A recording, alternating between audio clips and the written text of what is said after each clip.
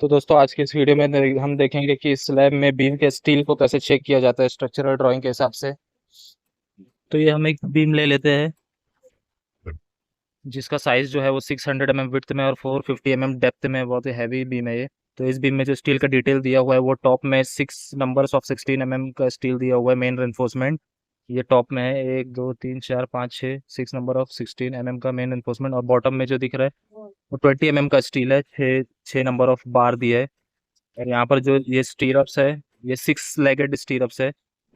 तो इसको कुछ इस तरह से यहाँ पर लगाया है। 2 स्टीरअप्स जो है वो 1 2 3, ये 3 स्टील को पकड़ के रखने के लिए ये एक स्टीरअप्स लगा है यहाँ पर। और ये 3 स्टील को पकड़ के रखने के लिए ये एक स्टीरअप्स है। और फुल रिंग को पकड़ के, फुल 6 बार को पकड़ के रखने के लिए ये फुल स्टीरअप्स दिया हुआ है, जिसको हम 6 लेगेड स्टीरअप्स बोलते हैं। स्टीरअप्स का जो स्पेसिंग है वो 150 mm का दिया हुआ है थ्रू आउट द बीम। और बीम में जो कवर है ये 30 mm का कवर है, शटरिंग से 30 mm साइड। अब यहाँ पर देखेंगे तो ये एक और बीम जा रहा है जो सेकेंडरी बीम है, जो कि ये हैवी बीम पर रेस्ट हो रहा है यहाँ पर। इसमें जो स्टील का डिटेल दिया हुआ है, ये टॉप में 16 mm का 3 रेनफोर्समेंट और बॉटम में भी 16 mm का 3 रेनफोर्समेंट है। 8 mm का स्टीरअप्स है 150 mm स्पेसिंग के ऊपर। अब यही सेकेंडरी बीम में हम आगे बढ़कर देखते हैं तो बीम को विड्थ में चेंजेस हो रहा है यहाँ पर। यहाँ पर देखेंगे कि 300 mm बीम का विड्थ था, यहाँ पर आकर 400 mm हो गया है। यहाँ पर एक्स्ट्रा स्टील जो है वो टॉप को एल शेप में यहाँ पर बेंड कर देते हैं।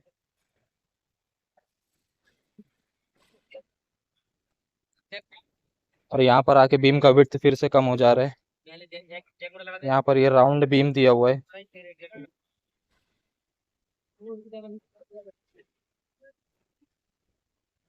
ये बीम देखेंगे 400 mm विड्थ का बीम है ये, जिसके अंदर में टॉप में मेन एनफोर्समेंट है। ये एक्स्ट्रा बार दिया है यहाँ पर।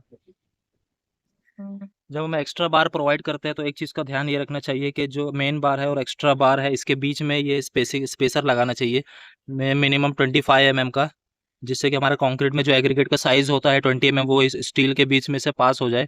तो यहाँ पर हनीकॉम्ब का चांसेस बहुत ही कम होता है। तो ये बहुत ही इंपॉर्टेंट है। टॉप में एक्स्ट्रा बार आ रहा है और बॉटम में एक्स्ट्रा बार है, तो उसमें भी प्रोवाइड करना चाहिए पिन। इस बीम को अगर हम देखते हैं तो ये इस बीम का डेप्थ जो है वो यहाँ पे वेरी हो रहा है। यहाँ पर 600 mm तक का डेप्थ है, यहाँ पर आकर चेंज हो गया है संग संग स्लैब की वजह से। तो यहाँ पर आके बीम डाउन हो गया है। तो इसका मेन बार जो है वो नीचे तक गया है यहाँ पर।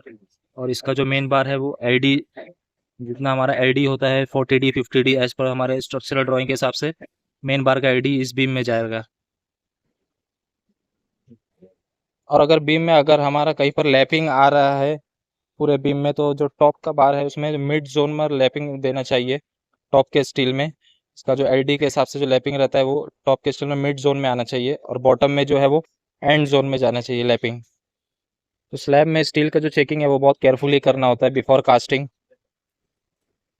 तो ये तो हो गया बीम का। चलो कॉलम का भी देख लेते हैं। कॉलम में जो वर्टिकल स्टील जो होता है उनको स्टैगर्ड वे में वर्टिकल स्टील को प्लेस करना चाहिए। जैसे अगर यहाँ पर दिख रहा होगा, एक स्टील जो है वो ऊपर की तरफ जा रहा है और सेकंड स्टील शॉर्ट है, एक long steel short steel, long steel short steel, इस तरह से कॉलम के स्टील को लैपिंग करना है ऊपर के फ्लोर में। वरना अगर हम एक ही लेवल पर पूरे स्टील को कट करके और वहीं से लैप करेंगे तो वो वीक जोन हो जाता है, तो वहां से फेलियर का चांसेस जो है बहुत बढ़ जाता है स्ट्रक्चर का, कॉलम का। और यहाँ पर कॉलम में कभी कभी क्रॉस बार भी दिया होता है। अगर कॉलम के बीच में कटआउट आ रहा है कहीं पर तो उसको प्रोटेक्ट करने के लिए क्रॉस बार दिया होता है। यहाँ पर भी अगर हम देखेंगे तो यहाँ पर भी स्टैगर्ड रेनफोर्समेंट है मेन बार का। ये लॉन्ग शॉर्ट इस तरह से। यहाँ पर आपको एक स्पेशल टाइप का बीम दिखाता हूँ जो बहुत रेयरली कहीं पर यूज होता है स्लैब में। ये हिडन हिडन बीम जिसको बोलते हैं हम, स्लैब के थिकनेस के बराबर होता है वो। अगर 150 mm का स्लैब है तो हमारा बीम भी जो है 150 mm का होगा।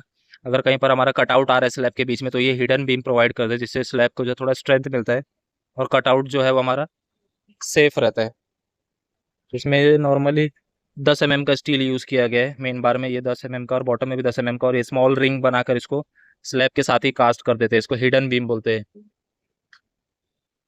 अब अगर स्लैब की बात करें तो स्लैब में स्टील जो होता है ये बॉटम मैश होता है। ये हमारा बॉटम मैश है, यहाँ पर ये टॉप मैश है और इसके बीच में स्पेसर प्रोवाइड करते हैं जिसको हम चेयर बार बोलते हैं। कुछ इस तरह से इसका डिज़ाइन होता है चेयर बार का, जो दोनों मेश को जो है वो एक जगह जमा होने नहीं देता है। तो इसके लिए हर 1 मीटर पर ये चेयर बार को प्रोवाइड करते हैं। यहाँ पर ये 8 mm का स्टील है, जो कि शॉर्टर स्पैन में 150 mm का डिस्टेंस दिया हुआ है, और लॉन्गर स्पैन जो है हमारा उसमें 200 mm का ये डिस्टेंस दिया हुआ है यहाँ पर। तो ये हमारा वन वे स्लैब है, इसलिए यहाँ पर जो टॉप का स्टील है उसको हमने L/4 लिया है। जो फुल स्पैन है उसका L/4 लेकर, यहाँ से L/4 लेकर टॉप स्टील को जो इस डायरेक्शन में इसको प्लेस किया है टॉप के स्टील को, और बॉटम जो है वो हमारा फुल मैश है। यहाँ पर वन वे स्लैब इस तरह से स्टील को बांधते हैं। इसी वन वे स्लैब में यहाँ पर संकन आ गया है, तो संकन में भी एक बीम यहाँ पर कास्ट बीम वो बन गया है।